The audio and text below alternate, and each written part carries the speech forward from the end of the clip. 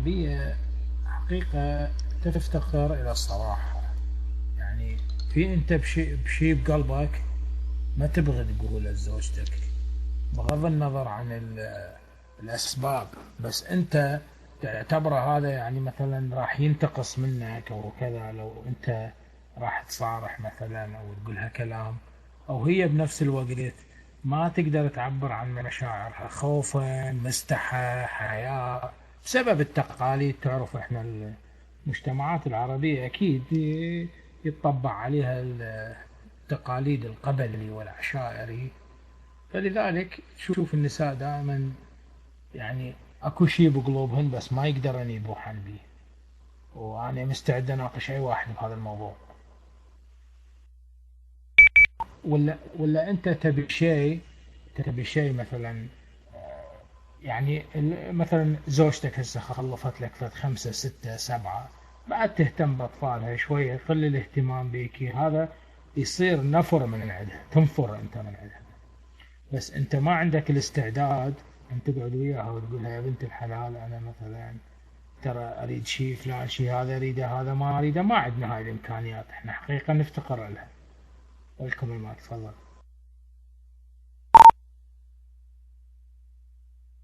طيب بالنسبة ليش الآن مثلا إذا كان واحد متزوج واحدة ويحبها وفي النهاية يتزوج عليها، هل هو يعني عدم اهتمام الزوجة بالزوج ومع الاستمرارية يفقد الحب كيانه، يعني شوية شوية؟ لكم المايك. ديمومة الحروب يعني لازم دائما يصير بها تجديد. وكيف يصير هذا التجديد؟ التجديد يصير دائما بالمصارحة. ما انت تقعد هذا اريده هذا ما اريده هذا كذا، هذا لازم يكون مرتب، هذا يكون هالشكل. بعدين النساء يعني ماكو انسان يعني هو كامل، اكيد يعني تكون يعني عندها سلبيات. فانت مثلا السلبيات اللي موجودة بزوجتك تطلع برا مثلا ما تلقيها بغيرها. يعني كل انسان عنده سلبيات وايجابيات، فهاي السلبيات والايجابيات تختلف من مرأة الى اخرى. يعني مثلا زوجتك مثلا صوتها عالي مثلا، انت تروح تطلع بمكان تلقى وحده صوتها نعومه سيمفونيه، تقول يا بابا اقول لك انا ايش كثر مظلوم لحد مع هاي المرأة. بس انت هاي المرأة ما معاشرها بصوت يعني الهادئ وكذا، يعني تعاشرها تلقي بيها سلبيات اكثر من زوجتك لربما. لك المايك اخوي. طبعا يا اخونا اركان، من ناحيه احنا ابتعدنا عن الموضوع الاساسي وهو الموضوع الحب الباطني. الحب الباطني، ما ادري يعني الان بالنسبه طبعا الحب الباطني ما اعتقد انه يصادف يعني او انه يكون بين الزوج وزوجته. الحب الباطني هو، انا اقول لك انك انت تخفي الحب داخل نفسك وما تقدر انك تظهر الحب هذا للطرف الثاني لاسباب اجتماعيه، لاسباب اسريه، لظروف الحياه. انا اتوقع هذا اللي هو الحب الباطني. وما ادري هل هو الحب الباطني، يمكن هالسؤال انا بكرره مره ثانيه، هل الحب الباطني هل هو للذات يعني، او نقول هل هو يعني يعيش الطرفان في لذة الحب، او ان عذاب نفسي للطرف اللي يحب ومخفي الحب داخل نفسه؟ لك المايك يا اركان، ولا بفضل؟ المشكلة تكمن يعني هلا هسه اني لما اريد احب وحده، زين هي اذا انا الحب اخليه بداخلي وما اكشف عنه وما افصح عنه وهي ما تدري بيه، يعني انا مريض نفسيا، يعني اصبحت انا مريض. كيف يعني تخبي حب بداخلك وتظل تكبد بنفسك وتقهر بنفسك والمقابل ما يدري، لربما يقبلك، لربما عنده حب ثاني. فهذا أني أدرجه في تحت الأمراض النفسية. الأمراض النفسية الحقيقة يعني هذا الإنسان يعاني من مرض نفسي. لما أني أحب وحدة وتبقى فترة من الزمن، ما أقدر يعني أقول لها السبب مثلا هي رقوها الاجتماعي مثلا، تحصيلها الدراسي مثلا، هي منخرطة من عائلة غنية أنا من عائلة فقيرة، هم على نمط آخر أنا على نمط، فأبقى بداخلي، فهذا أنا أدرجه تحت الأمراض النفسية حقيقة، لكن ما يكون. اللهم صل على محمد وعلى محمد. معليش يمكن هاي افتخذ المايك وقفزت عليك او شيء. اذا تريد تتكلم معليش، قبل لا اتكلم انا اخذ المايك اذا تريد تتكلم. اللهم صل على محمد وآل محمد الطيبين الطاهرين. اركان، صدقت في شغلة، يعني الحب المخفي، يعني لما انا اخفي حبي ما اصارح به. اذا انا بيني وبين حبيبتي تواصل، وعندي ثقتي بنفسي اني انا احبها، ليش اخبي؟ الا اذا كنت انا مريض نفسي مثلا، اندرج تحت الامراض النفسية، ولا اصارح ولا اتكلم ولا احكي، هذه والله يعني هذه ام العذاب، وهذه العيشة الوهمية اللي انا اعيشها، ولا انا خلاص احبك ولكن عندي ضمير، عندي احساس، عندي مشاعر. زين، انا اشوفش بالمشاعر، اشوفش بالضمير، اشوفش بالاحساس، اشوفش بالعواطف غير المصلحة. يعني اثناء ما اخبي انا حبي هذا ما راح استفيد من عنده شيء اساسا، راح اعيش في عذاب، راح اعيش في وهم، راح اعيش في تعلق ومرض نفسي، راح يتقطع نومي، يتقطع اكلي، يتقطع شربي. اذا فقدت همين، وانا ما مصارحه بعد همين من الحب، لو فقدته فقد مثلا، زين خلاص بعد الضيق بي الدنيا، الصك بي الدنيا. ولكن ما في احلى من الصراحة. الصراحة هي العمد الاساسي. خلاص انا احبك، ما في شيء، احبك. ليش؟ شنو السبب؟ مثلا ان بعض الاحيان يسأل شنو السبب انك تحبني مثلا، يعني طبعا انا اتكلم غير الموضوع الزوجي، اتكلم بين الصديق او بين الحبيب وحبيبته في بداية الموضع او في بداية الحب. ليش تحبني؟ ليش؟ انت برر لها الاسباب، قل لها، صارحها، هي تصارحك لو حبتك، ما بها عيب. الله يقول وما خلقت الذكر والانثى ان سعيكم لشتى. حياكم الله.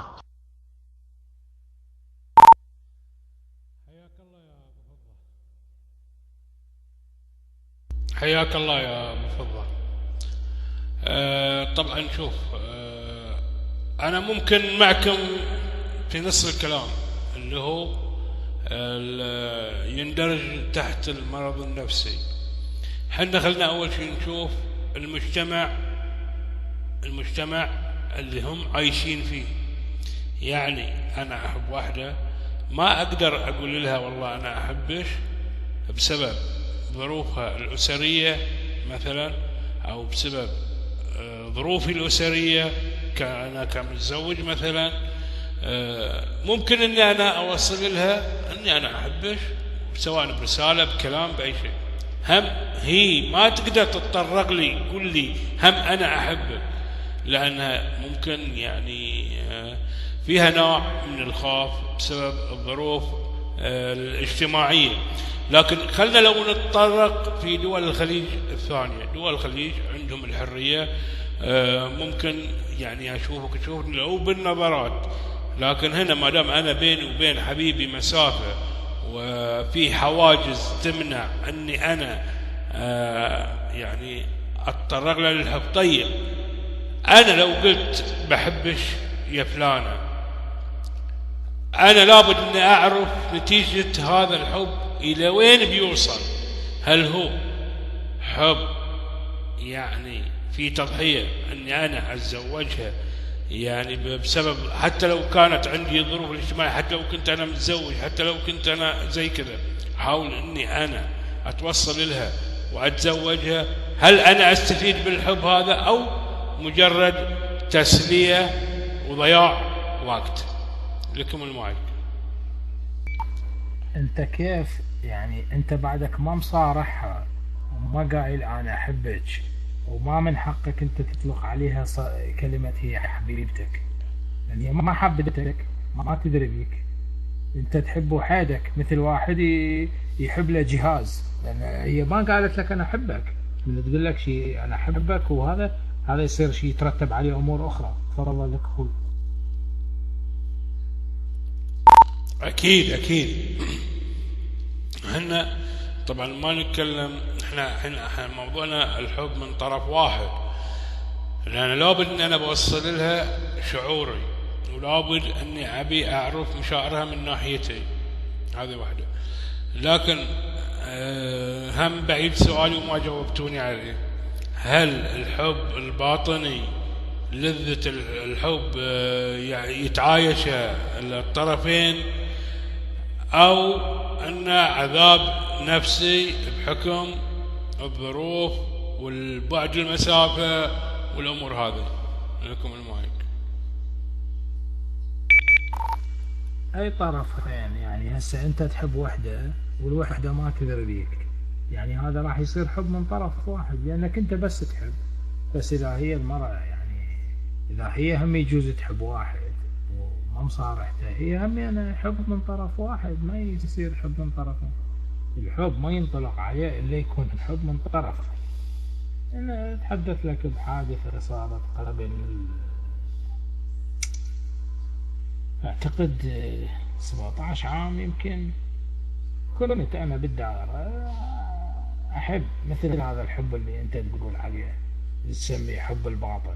كنت احبها ومستعد لو تقول لي اصعد ذب روحك بالنهار، ذب روحك من بناية، اعطيني كل ما تملك بعطيها. بس انا احب. فتجرأت يوم قلت خلي اقولها، ما بيها شيء، اقولها يعني انا احبك. شو اللي يصير يعني؟ ما تذبحني هي، قلها وخلاص ونسمع النتائج. فخابرت لها قلت لها بنت الحلال انا اريد اقول لك فيه وكذا ما اعرف شنو. ظليت احكي من المقدمات. عاد هي رأسا قالت تحبني ها؟ قلت لها اي والله احبك. قالت ادري بيك يعني انت تهتم بي وتحبني وتريد خاطري وكذا، بس بيناتنا فوارق ومسافات بعيدة انت ما تقدر لها. قالت مجتمعنا مجتمع قبلي، مجتمع عشائري، ينظر للفرق. إذا أنت كنت تحمل لك نوع من الإعاقة شكل، وأني إنسانة سليمة شكل، أنا ماخذة بكالوريوس أو ماجستير وأنت بعدك ما مخلص البكالوريوس، يعني تتطرق أمور كثير. تفضل لو أخوي يسأل أي شيء أجاوب.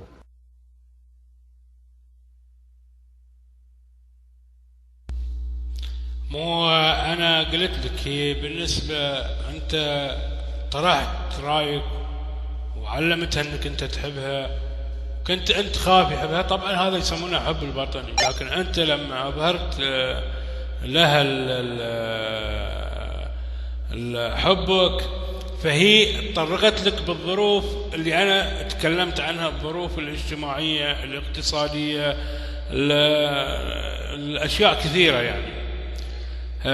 فأكيد يعني هذا شيء صعب لك. طيب يا أخوان في صوت يا أخوان؟ في صوت. طبعا مو هذا أنا أقول لك يعني في بعد اللي هو المسافة، في الفرق الاجتماعي الاقتصادي، يعني كل هذه الأمور. فإحنا لما نتكلم عن الحب نبغى نعرف ايش نتيجة هذا الحب. انت لما تكلمت يا حبيبتك هذه اللي انت حبيتها، سمعت وانت قلت انا احبك، انت بقصد انك تبي ترتبط معها بحكم الزواج. لكن انا هل من المعقول اني انا احب شخص وانا اعرف انه هو هذا الشخص مو بلي، او انه مثلا ما يحبني، او ان انا اتطرقت وتعبت معه وانا اوضح له سواء بالمشاعر او سواء بالكلام وممكن انه يتصنع لي في الامور، بس في نفس الوقت انا اقول ان هذا الشخص انه مستحيل انه بيكون لي، هل انا اضحي بالتضحيات في الحب له، او اني انا احبه مجرد كصديقه وفقط لا غير؟ لك المايك. الحب اللي احنا نتحدث عنه هو الحب الارتباط، هو الحب الصادق، مو الحب اللي يعني تحب واحدة حتى تكون هي لك صديقة. أنا بتحدث لك عن حب الارتباط، حب تكون أسرة. فراح أكمل لك القصة اللي صارت مع هاي البنت. فهي يعني المرأة لها حق. ليش؟ قلت لك احنا مجتمع يعني عشائري وأهلنا قبيلة وكذا، من يسمعون هاي بتنا مثلا يريدها واحد مكفوف. طيب الناس تبقى تتساءل ليش هاي البنت مثلا يسألون. مجتمع مريض، مجتمعات مريضة حقيقة، يعني فيها أمراض والعياذ بالله. يتساءل ليش هاي البنت أخذت واحد مكفوف، ليش هو كانت مبصرة وميت واحد يتمناها وهلم جرة. فهذه قالت أنا ما أقدر، أنا يعني بقلبي يمكن أريدك، يعني أنا أريدك بقلبي، يمكن أريدك، بس أنا ما أقدر أكسر التقاليد، ما أقدر أكسر الأعراف، ما أقدر أكسر كلمة أبوي وكلمة أخوي. بعدين عمامي شلون مثلا يرفعون راسهم بين العرب، يقولون مثلا بتنا طيناها الواحد ضرير، هاي صارت مصيبة. شوف يعني أنت مثل ما تفضلت اكو امور هي تفرض نفسها على المقابل. تفضل يا اخوي. طيب احنا نبغى نستفيد من الموضوع هذا. انت برايك ايش النصيحة اللي انت تشوفها في هذا الموضوع؟ لك المايك. اللهم صل على محمد وآل محمد الطيبين الطاهرين المنتجبين المعصومين. قبل لا يقول أركان هو الأركان تطرق إلى نقطة معينة اللي هو الحب. قال أنا من داخلي قلبي يريدك زين، ولكن أنا ما أقدر أكسر كلمة أبويا لو أمي. الشغلة الثانية قال إن في مجتمع تتكلم مثلا لو خطبت أنت كمكفوف وحبيت بنية، المجتمع اللي يتكلم عليها وهي مبصرة وألف واحد يتمناها. والله العظيم هذه البادرة الآن اللي طالعة يعني خاصة بالمكفوف، نادرا ما ينحب عند المجتمع بالذات العربي. يعني لو بتحب، لو بترفق عليه، لو شفقة لحالته فقط لا غير. خلوني اتطرق لهالنقطة هاي على مود شوية نطلع الحر اللي بقلبنا زين. ولكن الكفيف لا يحتاج لشفقة ورفق و الكفيف يتحدى المبصر بشتى انواع الطرق، بشتى انواع المدى زين. اذا انا احب خليك معاي صادق وصريح، بلا شفقة ولا عطف ولا تحبني كان بها، ما تحبني ككفيف همينة كان بها. باب الله مفتوح. ولكن مجتمعنا يتجاهل هذا الشيء لأجل الثقافة، ما اكو تمام. الاغلب والله الاغلب يتجاهل هاي الشغلات ويتجاهل المكفوف بالذات بكون الثقافة ظاهرة والثقافة الداخلية معدومة بتاتا. حياكم الله وشكرا يا أركان على هالطرح. شيء الحقيقة اللي شوف احنا جرينا من الموضوع بس ما يخالف اخوتنا نمون عليكم. الشيء الذي يجب ان يذكر، انا اول شيء يعني احنا نعترف احنا يا شيء اخوان اللي احب اذكره يعني لازم ينذكر امانة، لازم ينذكر. احنا ما نقدر نفرض نفسنا على المجتمع يعني مثلا كمكفوفين، ولكن المجتمع يجب عليه أن يحترم. س- إذا مثلا ما تريد تنطي مكفوف، أو مثلا ما تريد لا، لحظة لحظة بس.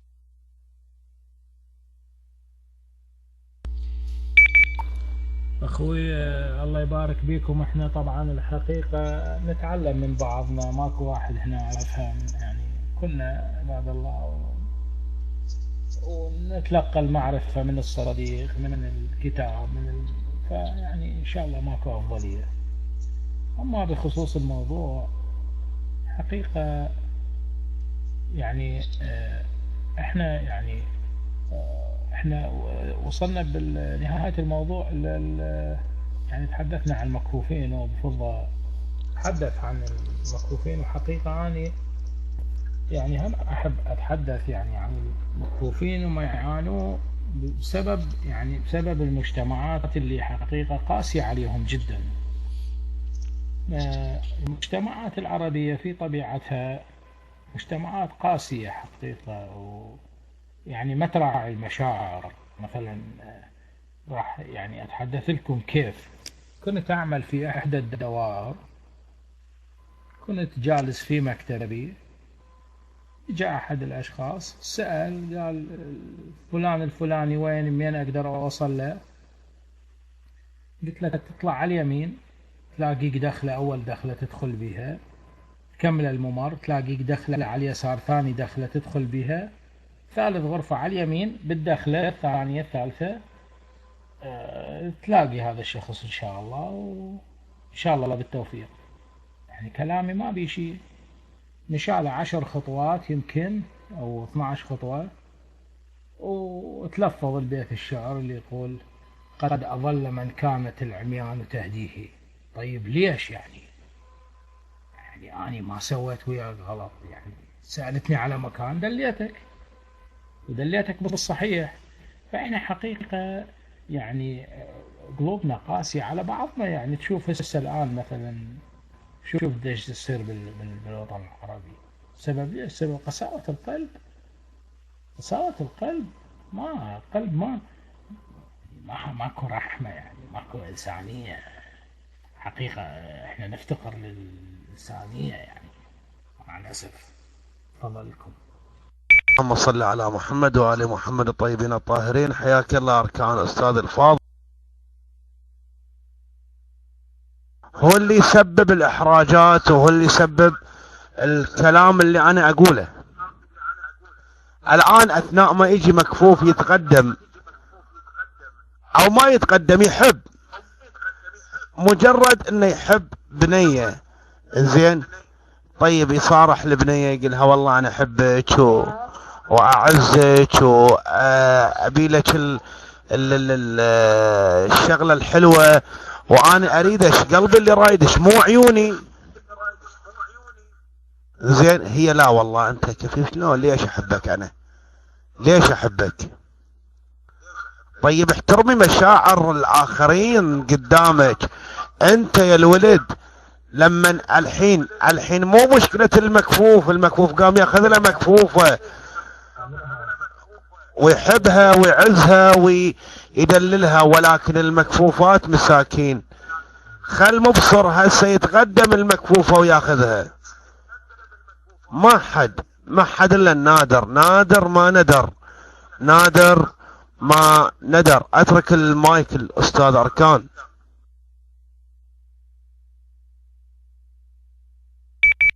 الحقيقة هذا الموضوع طويل وعريض، ولكن احنا ناس يعني نحب المصالح وبنينا يعني المشكلة واحد يبني حياته على أكتاف الآخر.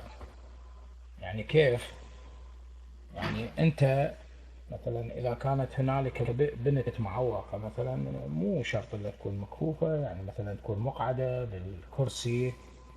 إذا تكون من عائلة فقيرة مثلا، هاي مقعدة تولي تروح تنقبر. بس إذا تكون لا والله عندها بيت وعندها أرصدة بالبنوك، هذه لا، هذه ما تعتبر. هذول ذوي الاحتياجات الخاصة، هذول احنا لازم نساعدهم، لازم نوقف وياهم، لازم نخطبها، لازم نتزوجها. ليش؟ لان عندها فلوس. هذا التفكير انا بالنسبة لي اعتبره تفكير خاطئ ومبني على جهل. والحقيقة المشكلة انت ما تقدر يعني تتناقش مع انسان جاهل. يعني الجاهل يغلبك.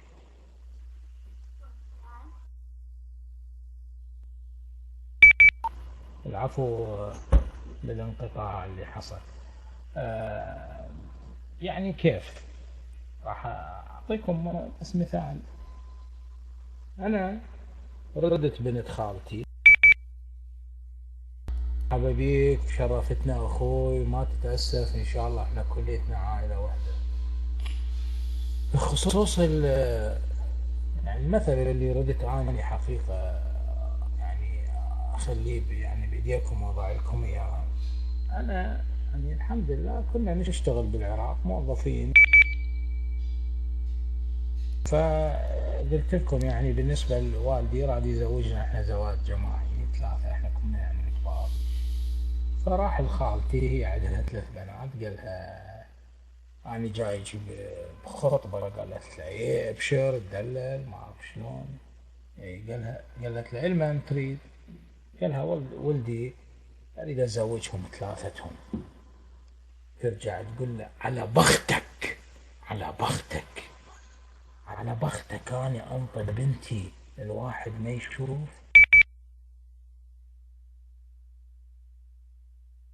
ما مكملة ابتدائية اللي أبويا راد ياخذ لي إياها، هي بنتها ما مكملة ابتدائية وأنا مكمل جامعة، وأنا عندي بيت وعندي وظيفة وهي كل شيء ما عندها، وإنسانة أمية.